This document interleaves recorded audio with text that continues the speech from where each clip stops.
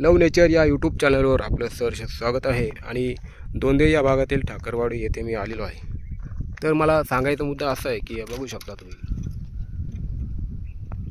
बाबळीचा डिंक, ज्यांची प्रतिकारशक्ती कमी, ज्यांच्या अंगात ताकद कमी, अशा लोकांसाठी बाबळीचा डिंक खूप फायदेशीर असतो आणि हा डिंक महागसुद्धा असतो। कुठल्या पण बाबळीच्या झाडावर तुम्हाला डिंक दिसतो।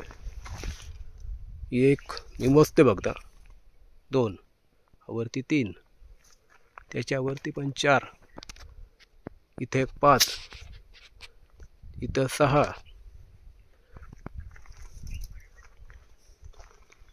अजून मी मोजतो 7, 8 दिसत नाही कॅमेऱ्यात, तुम्हाला दिसतंय। तुम्हाला एक कळालं की माझ्या शेजारची लोक, मित्रमंडळी माझं यूट्यूब चॅनल बघतात, मी अतिशय खराब भाषेत बोलतो, तर मला कसं तरीच वाटतंय।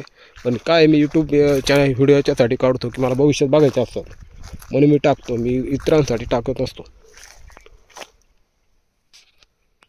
9, 10, 11, 12, 13, 14, 15, 16, 17 वरती 18। तर ह्या झाडावर सगळ्यात जास्त आपल्याला बाबळीचा डिंक दिसून आलेला आहे। जो डिंक वरती असतो तो काढला जात नाही, पण तो डिंक आपल्या हातात काढू शकतो। बाबळीचा डिंक मी ना पाण्यात मिसळून पित असतो। इथं एक आहे,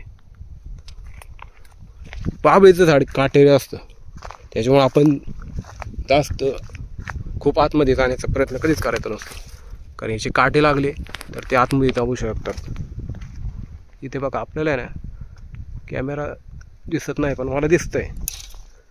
हां, तर माझ्या शेजारची लोक, मित्रमंडळी माझे यूट्यूब चॅनल बघत असतात, माझे नातेवाईक पण बघत असतात, तर जे कोणी बघत आहे त्यांनी कमेंट करा आपलं नाव, त्यांना मी बाबळीचा डिंक फ्रीमध्ये देतो।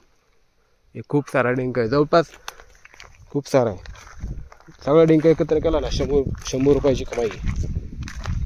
धन्यवाद। खूप सारी बाबळी झाडं असतात, प्रत्येक झाडाला डिंक मिळत नाही।